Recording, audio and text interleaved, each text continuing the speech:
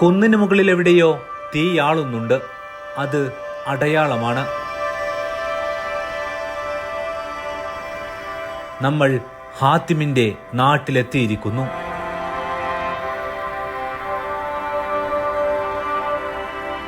ഓരോ കാഫിലകളുടെയും സഞ്ചാരികളുടെയും കണ്ണുകളെ തിളക്കത്തിലാക്കുന്ന വെളിച്ചമാണിത്. കുന്നിന് മുകളിൽ ഹാത്തിമുണ്ട്. ഹായിലിന്റെ രാജകുമാരന്റെ നാടാണിത്. നൂറ്റാണ്ടുകൾക്കപ്പുറമുള്ള കഥയാണ്. അല്ല, ചരിത്രമാണ്. ഇന്നത്തെ സൗദിയിലെ ഹായിൽ പട്ടണത്തിൽ നിന്നും 42 കിലോമീറ്റർ അകലെ ഉള്ളിലേക്കാണ് ഈ യാത്ര.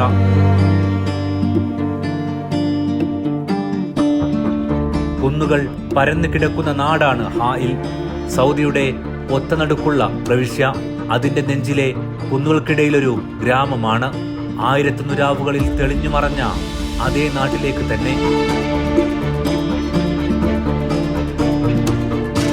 മൺപാതകൾ ഇപ്പോൾ റോഡുകൾക്ക് വഴി മാറിയിട്ടുണ്ട്. ഇത് അവസാനിക്കുന്നിടത്താണ് ആ ഗ്രാമം. വർഷങ്ങൾക്കപ്പുറം കേരളത്തിലെ ടിവികളിലൂടെ നമ്മൾ ഉള്ളിലേക്ക് ആവാഹിച്ച ആ കഥകളിലെ യാഥാർത്ഥ്യത്തിലേക്കാണ് നമ്മൾ ചെന്നെത്തുന്നത്.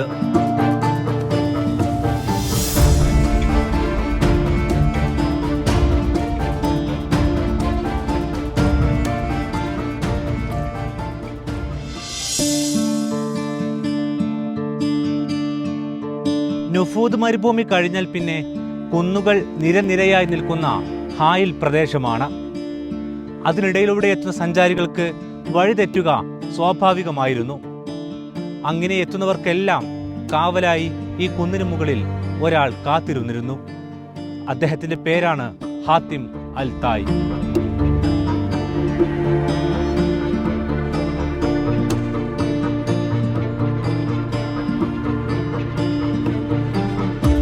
ഇന്നത്തെ സൗദിയിലെ ഹായിൽ പട്ടണത്തിലാണ് ഹാത്തിം ബിൻ അബ്ദുള്ള ബിൻ സാദ് അൽ തായി എന്ന ഹാത്തിം അൽ തായിയുടെ നാട്. ഔദാര്യത്തിന്റെ കഥകളിൽ നിറഞ്ഞൊഴുകുന്ന മനുഷ്യൻ. ഇസ്ലാമിന് മുന്നേ പുരാതന ക്രൈസ്തവ വിശ്വാസിയായിരുന്നു ഹാത്തിം അൽ തായ്. ഹായിലിലെ തായി ഗോത്രത്തിന്റെ പ്രമുഖൻ.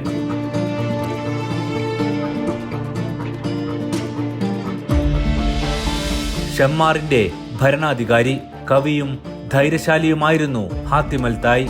6-ാം നൂറ്റാണ്ടിന്റെ അവസാനത്തിലായിരുന്നു അദ്ദേഹത്തിന്റെ കാലം.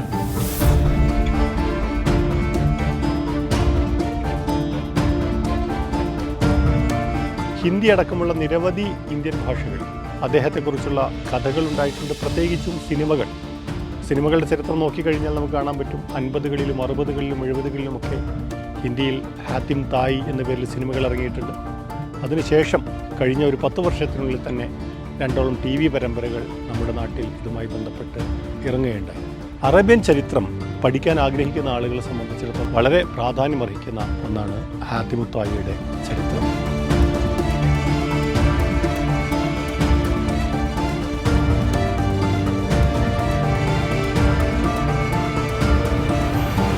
സൗദി അറേബ്യയിൽ 13 പ്രോവിൻസുകളാണ്, മേഖലകളാണ് ഉള്ളത്. അതിലേറ്റവും അറേബ്യൻ ഉപഭൂഖണ്ഡത്തിന്റെ മധ്യത്തിൽ നിലകൊള്ളുന്ന പ്രദേശമാണ് ഹായിൽ ഉൾപ്പെടുന്ന പ്രദേശം. ആ പ്രദേശത്തിന് ചരിത്രപരമായും ആധുനിക കാലഘട്ടത്തിലും നിരവധി പ്രത്യേകതകളുണ്ട്. അതിലൊന്ന് പൗരാണികമായ പ്രത്യേകത എന്താണെന്ന് വെച്ചാൽ അറേബ്യൻ ഉപഭൂഖണ്ഡത്തിലൂടെ കടന്നു പോകുന്ന കാഫിലകൾ മുഴുവൻ, യാത്രാ സംഘങ്ങൾ, കച്ചവട സംഘങ്ങൾ, ഏത് ദൗത്യ സംഘങ്ങളും കടന്നു പോകുമ്പോൾ അവർക്ക് ഹായിൽ കടന്നു പോവുക എന്നത് അനിവാര്യമായി തീരും. ഇതെല്ലാം ഉൾക്കൊള്ളുന്നത് കൊണ്ടാണ് തയ്യി ഗോത്രക്കാരനായ ഹാത്തിം തായി ആ പ്രദേശം അദ്ദേഹത്തിന്റെ കേന്ദ്രമായി സ്വീകരിച്ച് അവിടെ അതിഥി സൽക്കാരത്തിനും യാത്രാ സംഘത്തെ സ്വീകരിക്കുന്നതിനും വേണ്ടി തിരഞ്ഞെടുത്തത്. ഹായിലിലെ തവാറൂൻ എന്നറിയപ്പെടുന്ന പ്രദേശമാണിത്. ഇക്കാണുന്ന മൺകൊട്ടാരം ചരിത്രമാണ്. ചികയുന്തോറും ഔദാര്യത്തിന്റെ ഉറവ പൊട്ടുന്ന ഹാത്തിം എന്ന ഭരണാധികാരിയുടെ കൊട്ടാരം.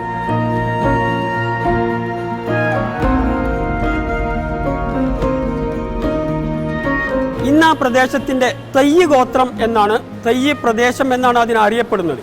എന്നാൽ അദ്ദേഹത്തിന്റെ വീടും ഖബറും ഇന്ന് അദ്ദേഹത്തിന്റെ ഖബർ അതേപോലെ തന്നെ നിലകൊള്ളുന്നുണ്ട്.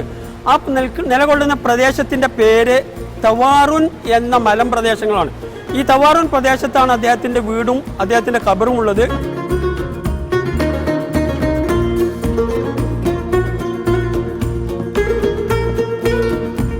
ഹാത്തിമു ത്വായി അറബി ഭാഷയെക്കുറിച്ച് അറിയുന്നവർക്ക് മുഴുവൻ പരിചിതനാണ്. അറബിയിൽ ഉദാരതയുടെ പര്യായമാണ് അദ്ദേഹം. ധീരതയുടെ, കവിതയുടെ ഒക്കെ ആളാണ് അദ്ദേഹം. റസൂലിൻ്റെ പ്രസിദ്ധനായ അനുചരൻ സഹാബി അദീബിന് ഹാത്തിമിൻ്റെ പിതാവാണ്. പക്ഷേ ഹാത്തിമു ത്വായി ഇസ്ലാം സ്വീകരിക്കുന്നില്ല. പ്രവാചകന്റെ മദീന മിഷൻ ആരംഭിക്കുന്നതിന് മുമ്പ് തന്നെ ഹാത്തിം മരണപ്പെടുന്നു. അന്ന് അറേബ്യയിൽ പ്രചാരത്തിലുണ്ടായിരുന്ന പുരാതന ക്രിസ്ത്യാനിറ്റി ആയിരുന്നു അദ്ദേഹത്തിൻ്റെ മതം. തൻ്റെ അടുത്ത് വരുന്ന മുഴുവൻ അതിഥികളെയും ഉദാരമായി സൽക്കരിക്കുമായിരുന്നു അത്ര അദ്ദേഹം. ഒരിക്കൽ അദ്ദേഹം സൽക്കാരം കഴിഞ്ഞപ്പോൾ അദ്ദേഹത്തിൻ്റെ വീട്ടിലെ മൃഗങ്ങളെല്ലാം തീർന്നുപോയി. ഉടനെ അദ്ദേഹം ഭൃത്യരോട് ചോദിച്ചു, ഇനി എന്തെങ്കിലും ഉണ്ടോ? അപ്പോൾ ഭൃത്യർ പറഞ്ഞത്രേ, അദ്ദേഹം യാത്രയ്ക്ക് ഉപയോഗിക്കുന്ന കുതിര മാത്രമാണ് ഇനി ബാക്കിയുള്ളത് എന്ന്.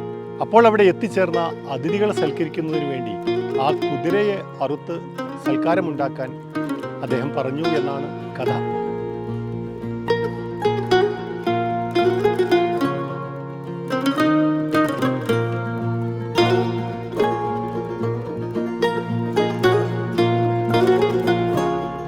ഹായിൽ പട്ടണത്തിൽ നിന്നും ഏതാണ്ട് 45 കിലോമീറ്റർ അകലെയാണ് ഹാത്തിം അൽ തായിയുടെ ഈ വീടും പരിസരവും നിലനിൽക്കുന്നത്. പണ്ട് മക്കയിലേക്കും മദീനയിലേക്കുമുള്ള പ്രധാനപ്പെട്ട സഞ്ചാര വഴിയിലെ ഇടത്താവളമായിരുന്നു ഹായിൽ. ആ വഴിയിലേക്ക് നുഫൂദ് മരുഭൂമി ഉൾപ്പെടെ കടന്നെത്തുന്നവർ വഴിതെറ്റിയോ ക്ഷീണിതരായോ എത്തുക പതിവായിരുന്നു. അവരെ കാത്താണ് ഹാത്തിം അൽ തായി ഈ കുന്നുകൾക്ക് മുകളിൽ കാത്തിരുന്നത്.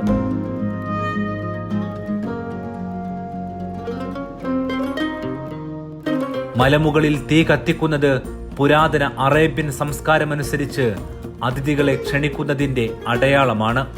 കൊടും തണുപ്പായിരിക്കും ശീതകാലത്ത് ഹായിൽ പ്രദേശത്ത്.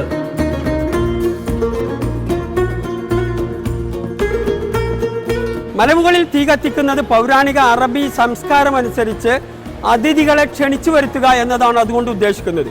അതുകൊണ്ട് തന്നെ ഹാത്തിമു ത്വായി ഭക്ഷണം ഒരുക്കിയതിന് ശേഷം സ്വന്തം അടിമയോട് പറഞ്ഞിരുന്നു,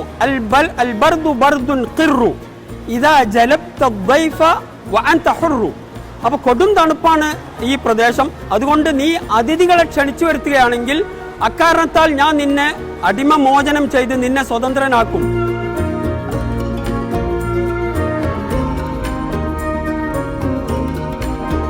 ശീതകാലത്ത് ഏറ്റവും തണുപ്പുള്ള സൗദിയിലെ പ്രദേശങ്ങളിൽ ഒന്നാണ് ഹായിൽ. ഈ പ്രദേശത്തെ കുന്നുകളിൽ കയറി ഹാത്തിം അൽ തായി ദൂരെയുള്ള യാത്രക്കാർക്കായി കാത്തിരിക്കും. കുന്നിന് മുകളിൽ കയറി തീയിട്ടാണ് അദ്ദേഹം ദൂരെയുള്ള സഞ്ചാരികളെ സ്വീകരിച്ചിരുന്നത്. ഇന്ന് തണുപ്പ് കാലങ്ങളിൽ മരുഭൂമികളിലും കുന്നിൻ മുകളിലും തീ കായുന്ന അറബികളെ കാണാം. ഓരോ കാലാവസ്ഥയെയും ആഘോഷിക്കുന്നവരാണ് ഈ ജനത. പക്ഷേ കാടിനേക്കാൾ വന്യമാകുന്ന സ്വഭാവം മരുഭൂമിക്കുണ്ട്. അതിലൊന്നാണ് നുഫൂദ്. മക്കയിലേക്കുള്ള പാതയിൽ പറയുന്ന അതേ നുഫൂദ് മരുഭൂമി അത് ഹായിലിനെ ചേർത്ത് പിടിക്കുന്നുണ്ട്.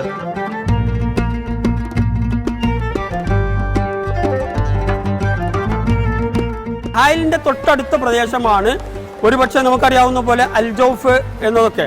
അതിന്റെ രണ്ടിന്റെയും ഇടയിൽ ഒരു നുഫൂദ് എന്ന മരുഭൂമിയുണ്ട്. വളരെ വിജനമായ മരുഭൂമിയാണ്. അറബികൾ പൊതുവെ പറയാറുള്ളത് നുഫൂദിൽ പ്രവേശിച്ചവൻ ജീവനോടെ തിരിച്ചു വരില്ല എന്നാണ്. അത്രത്തോളം ഭീകരമായ മരുഭൂമിയാണ് നുഫൂദ് മരുഭൂമി. ഈ നുഫൂദ് എന്ന വിജനമായ ഭീകരമായ മരുഭൂമിയെ ഉദ്ധരിച്ചുകൊണ്ട് റസൂലുള്ളാഹി സ്വല്ലല്ലാഹു അലൈഹി വസല്ലം പ്രവാചകൻ സ്വല്ലല്ലാഹു അലൈഹി വസല്ലം ഒരു സന്ദർഭത്തിൽ പറയുന്നുണ്ട്, ഒരാൾ പാപമോചനം നടത്തുകയാണെങ്കിൽ അദ്ദേഹത്തിന്റെ പാപം നുഫൂദ് മരുഭൂമിയുടെ മണൽത്തരികളോളം ധാരാളം ഉള്ളതാണെങ്കിലും ദൈവം അത് പൊറുക്കും, അല്ലാഹു സുബ്ഹാനഹു വ തആല അത് പൊറുത്തു തരും എന്ന് പറയുന്ന പ്രതീക്ഷാ നിർഭരമായ ആ ഭീകരമായ വിജനമായ മരുഭൂമിയെ പ്രതീക്ഷാ നിർഭരമായ ഒരു പ്രതീകമാക്കി തീർക്കുന്നുണ്ട് പ്രവാചകൻ അദ്ദേഹത്തിന്റെ തിരുവചനത്തിൽ.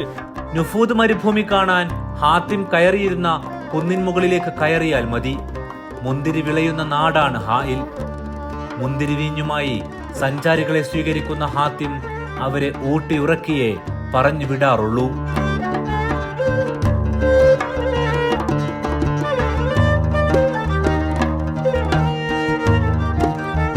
രാവും പകലും കടന്ന് ഇരുട്ടിൽ ക്ഷീണിച്ചെത്തുന്ന ഓരോരുത്തരുടെയും ഉള്ളിൽ അന്നു മുതലേ കത്തുന്ന പ്രകാശമായിരുന്നു ഹാത്തിം അൽ തായി.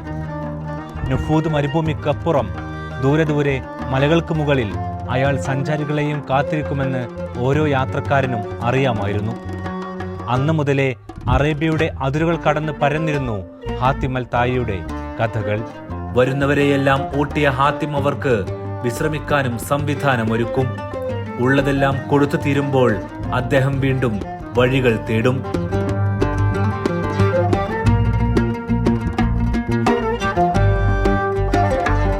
മറ്റൊരു കഥ ഇങ്ങനെയാണ്. ഒരിക്കൽ മുഷിഞ്ഞ വേഷത്തിൽ അദ്ദേഹത്തിൻ്റെ മകൾ നിൽക്കുന്നത് കണ്ടപ്പോൾ വഴിപോക്കനായ ഒരാൾ ചോദിച്ചത്രേ, ഹാത്തിമിൻ്റെ മകൾ എന്താണ് ഇക്കോലത്തിൽ? അപ്പോൾ മകൾ പറഞ്ഞു, ബാപ്പയുടെ ദാനശീലം ഞങ്ങളെ ഇങ്ങനെയാക്കി എന്ന്. ജീവിതാനുഭവങ്ങളെ കവിതയാക്കി അദ്ദേഹം അവതരിപ്പിച്ചു.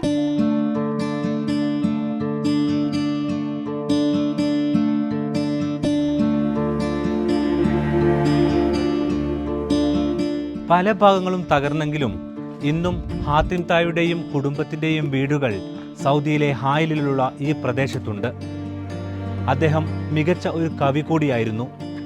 ആ കവിതകളുടെ ആഘോഷവും നിലവിൽ സൗദി ഭരണകൂടത്തിന് കീഴിൽ നടത്തിവരുന്നുണ്ട്. ഹാത്തിമിന്റെ കഥകളും കവിതകളും ഇന്ത്യയിലും പ്രസിദ്ധമായിരുന്നു. ഇന്ന് കാലിക്കറ്റ് സർവകലാശാലയിൽ ഉൾപ്പെടെ അദ്ദേഹത്തിന്റെ കവിതകൾ പഠിപ്പിക്കുന്നുണ്ട്. ചരിത്രത്തിൽ ഔദാര്യത്തിനൊപ്പം കവിതയുടെ നനവ് കൂടി അദ്ദേഹത്തിന്റെ ഔദാര്യത്തിന് കാരണമായിരിക്കാം.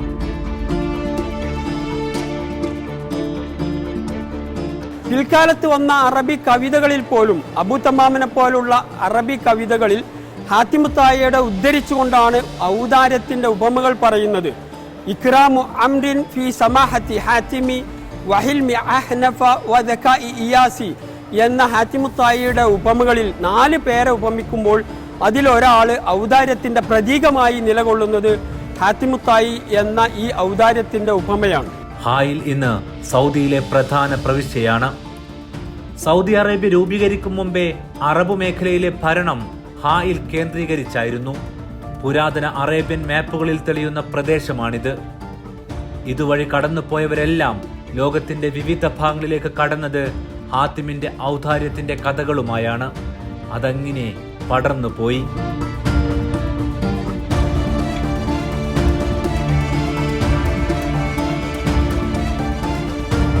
ഹാത്തിം അൽ തായി മരണപ്പെടുന്നത് AD 578 മരിക്കുന്ന സമയത്ത് മാതാവ് മാവിയ അൽ ഗസാനിയ ഏറെ പ്രയാസപ്പെടുന്നുണ്ട്. ആ സമയത്ത് ഹാത്തിമിന്റെ സഹോദരൻ മാതാവിന്റെ അടുത്തെത്തിയ ശേഷമുള്ള സംഭാഷണവും പ്രസിദ്ധമാണ്. ഹാത്തിം ചെയ്തിരുന്ന അതേ കാര്യങ്ങൾ ഞാനും ഗോത്രത്തിന് വേണ്ടി തുടരുമെന്ന് പറഞ്ഞപ്പോൾ മാതാവ് നൽകിയ മറുപടി ഇതായിരുന്നു. ഹാത്തിം എന്ന വ്യക്തി ജനിച്ച സന്ദർഭത്തിൽ തന്നെ അദ്ദേഹത്തിന്റെ ജന്മസിദ്ധമായ രീതിയായിരുന്നു അദ്ദേഹത്തിന്റെ ഔദാര്യം. ഞാൻ അവന് മുല കൊടുക്കുമ്പോൾ വേറൊരാൾ മുല കുടിച്ചിട്ടല്ലാതെ അവൻ മുല കുടിക്കാൻ സമ്മതിക്കില്ല. ഇത്രത്തോളം ജന്മസമയത്ത് തന്നെ ഔദാര്യം കാണിച്ചിരുന്നു ഹാത്തിം. എന്നാൽ നിന്റെ പ്രകൃതം മറ്റൊന്നായിരുന്നു. ഹാത്തിമിന് പകരക്കാരനാവാൻ ഈ ലോകത്തൊരാൾക്കും സാധ്യമല്ല. ഔദാര്യത്തിന്റെ ഉപമയാണ്, പ്രതീകമാണ് അദ്ദേഹം എന്ന് ഉമ്മ പോലും സമ്മതിക്കുന്ന ഒരു രംഗം ആ കഥയിലൂടെ വിവരിക്കുന്നുണ്ട്.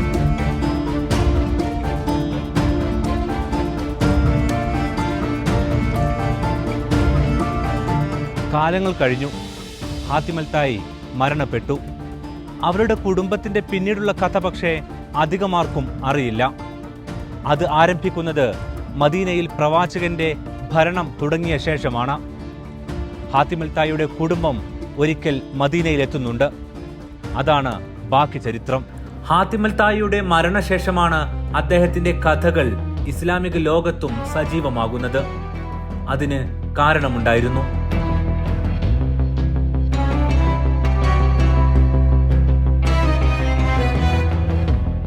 ഹാത്തിം തായി ഇസ്ലാമിക ചരിത്രത്തിൽ പ്രസിദ്ധനാകുന്നത് അദ്ദേഹത്തിൻ്റെ മകൻ, പ്രവാചകന്റെ പ്രസിദ്ധനായ സഹാബി അനുചരൻ അദീ ഇബ്നു ഹാത്തിമിൻ്റെ പേരിലാണ്.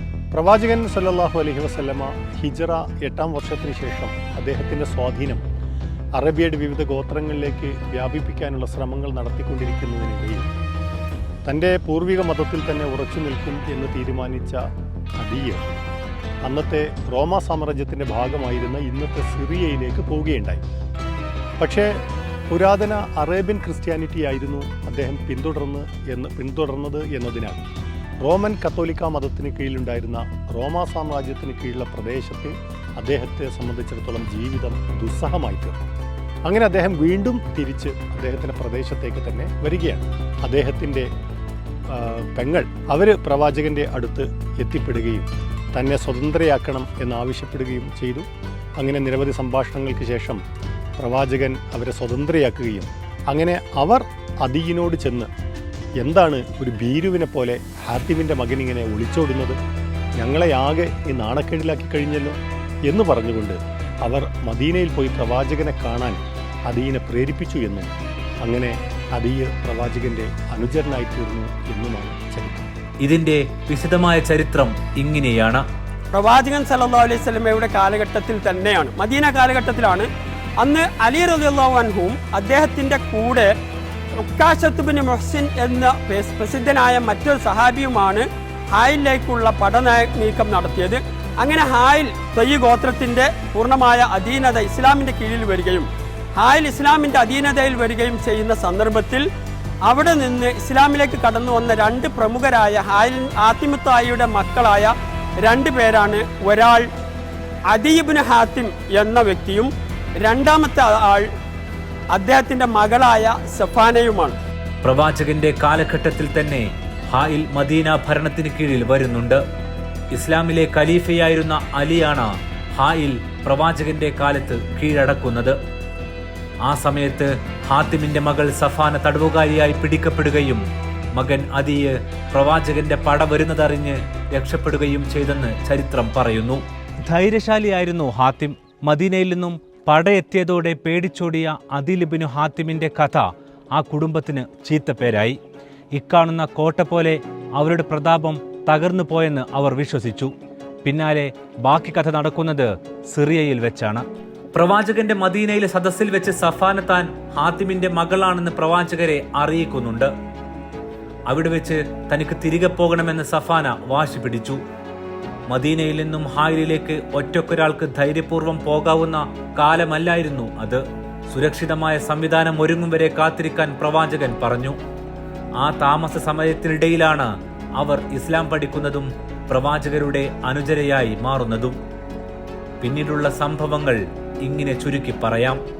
നിന്ന് അനുമതി തേടി അവർ നേരെ പോകുന്നത് സിറിയയിലേക്കാണ്, സ്വന്തം സഹോദരനായ അദീനെ തിരിച്ചു കൊണ്ടുവരാൻ. അങ്ങനെ അദീനെയും കൊണ്ട് പ്രവാചക സന്നിധിയിൽ വന്ന് പ്രവാചകന്റെ വീട്ടിൽ വന്ന് പ്രവാചകന്റെ പ്രബോധനത്തിൽ സന്ദേശത്തിൽ ആകർഷനായ അദീയെ അവിടെ വെച്ച് ഇസ്ലാം സ്വീകരിക്കുന്നു. ആ ഇസ്ലാം സ്വീകരിക്കുന്നതിന് മുമ്പ് അദീന് പ്രവാചകൻ നൽകുന്ന 2-3 പ്രവചനങ്ങളുണ്ട്. അതിലൊന്ന്, അറേബ്യൻ ഉപഭൂഖണ്ഡത്തിൽ ഇസ്ലാമല്ലാത്ത മറ്റൊന്നും മതം ഇല്ലാത്ത ഒരു കാലഘട്ടം വരും. അതുപോലെ തന്നെ ഇസ്ലാമിലെ നിർബന്ധ ദാനമായ സക്കാത്ത് സ്വീകരിക്കാൻ ആളുകളില്ലാത്ത സാമ്പത്തികമായ സുഭിക്ഷതയും സമ്പന്നതയും വരുന്ന ഒരു കാലഘട്ടം വരും. പ്രവാചകന്റെ പ്രവചനം പിൽക്കാലത്ത് പിറന്നു. അറേബ്യ പ്രതാപത്തിന്റെ കൊടുമുടിയിലേക്ക് കയറി. ലോകത്തിന്റെ വിവിധ ഭാഗങ്ങളിലേക്ക് ആ സന്ദേശം പടർന്നു. ഹായിലും അതിനൊപ്പം വളർന്നു. ഹാത്തിമൽ തായിയുടെ നാട് പതിയെ മാറാൻ തുടങ്ങി. അദിയ് ഇസ്ലാമിന്റെ സൈന്യത്തിന്റെ പടയോട്ടങ്ങളിൽ ഭാഗമായി. പ്രവാചകന്റെ വചനങ്ങൾ വരെ പിൽക്കാലത്ത് അദ്ദേഹം റിപ്പോർട്ട് ചെയ്തിട്ടുണ്ട്. ആരെങ്കിലും ഒരു ഈത്തപ്പഴക്കിടെങ്കിലും ഒരാളെ നോമ്പ് തുറപ്പിച്ചാൽ ഇത്തക്കുന്നാറ വലൗ ബിശിഖ്ഖി തംറ, ഒരു ഈത്തപ്പഴ കീറുകൊണ്ടെങ്കിലും നിങ്ങൾ നരകത്തെ സൂക്ഷിക്കണം, നോമ്പ് തുറപ്പിക്കാൻ ആളുകളെ ഉപയോഗപ്പെടുത്തണം എന്ന് പറയുന്ന പ്രസിദ്ധമായ ഹദീസ് റിപ്പോർട്ട് ചെയ്യുന്നത് ഇപ്പറഞ്ഞ അദീ ഇബ്നു ഹാത്തിമാണ്.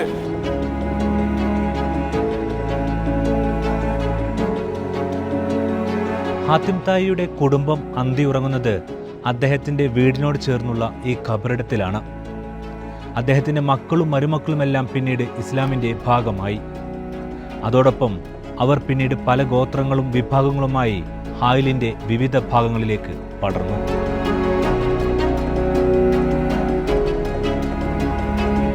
ഔദാര്യം കൊണ്ടാകാം ഓരോ ഖബറിനും വിശാലമായ അടയാളങ്ങൾ ഇവിടെ ഒരുക്കി വച്ചിട്ടുണ്ട്. ചുറ്റുമുള്ള മരങ്ങളിൽ ചിലതിൽ റുമ്മാൻ പഴങ്ങൾ വിരിഞ്ഞിട്ടുണ്ട്. സഞ്ചാരികൾക്ക് ചുവന്ന നിറത്തിലുള്ള പൂക്കൾ അത് നീട്ടി നിൽക്കുന്നത് ഇവിടെ കാണാം.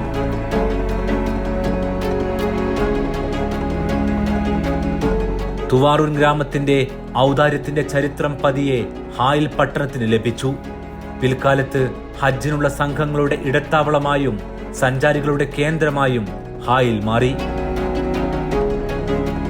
മദീനയിൽ നിന്ന് ഭരണം ഇറാഖിലേക്ക് മാറിയ അബ്ബാസിയ കാലഘട്ടം. അന്ന് മദീനയിലേക്കുള്ള വഴിയിലെ ഇടത്താവളമായിരുന്നു ഹായിൽ. സഞ്ചാരികളെ ഊട്ടുന്ന ഉറക്കുന്ന അതിന്റെ ചരിത്രം തുടർന്നുകൊണ്ടേയിരുന്നു.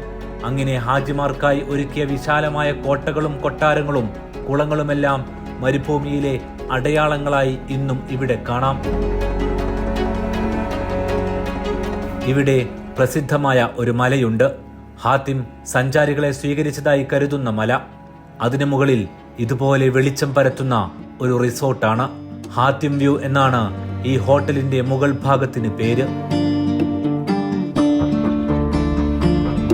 ഇന്ന് സൗദി അറേബ്യയുടെ ആധുനിക സൗദി അറേബ്യയുടെ പുരോഗതിയുടെ ഭാഗമായി അവിടെ പ്രസിദ്ധമായ ഒരു മലമുകളിൽ ഒരു വലിയ റിസോർട്ട് പോലെ ഹോട്ടലുകൾ നിർമ്മിച്ചത് ഒരുപക്ഷെ പിൽക്കാലത്ത് ഹാത്തിമുത്തായി മലമുകളിൽ തീ കത്തിച്ചുകൊണ്ട് ആളുകളെ ആകർഷിക്കുകയും ആളുകൾക്ക് അഭയം നൽകാനോ ആതിഥ്യം നൽകാനോ ഭക്ഷണം നൽകാനോ വേണ്ടി ഉപയോഗിക്കുകയും ചെയ്തിരുന്നു എന്നതിന്റെ പ്രതീകമായിക്കൊണ്ടാണ് ഹാത്തിം സഞ്ചാരികളെ കാത്തിരുന്ന കുന്നിനു മുകളിൽ നിന്നും ഹായിൽ പട്ടണത്തിന്റെ മനോഹര ദൃശ്യവും കാണാനാകും. ഒരു കാലത്ത് അറേബ്യയുടെ ഹൃദയമായിരുന്ന ഹായിൽ ഇന്ന് സാധാരണ പ്രവിശ്യയാണ്. സൗദി അറേബ്യ രൂപീകരിക്കപ്പെട്ടതോടെ ഹായിലിൽ നിന്നും ഭരണസിരാകേന്ദ്രം റിയാദിലേക്ക് മാറി. പകരം വെക്കാനില്ലാത്ത ആതിഥേയ ചരിത്രമായിരുന്നു ഹാത്തിം അൽ തായിയുടേത്. അതേ പാരമ്പര്യം ഇന്നും അറബ് ജനതയുടെ ജീവിതത്തിൽ നമുക്ക് കാണാൻ കഴിയും. ആകാശപാതകൾ തുറന്നതോടെ മരുഭൂമി വീണ്ടും വിജനമായി. കൂഫയിൽ നിന്നും സിറിയയിൽ നിന്നും സഞ്ചാരികളോ കാഫിലകളോ മണൽക്കാട് കടന്നിപ്പോൾ വരാറില്ല.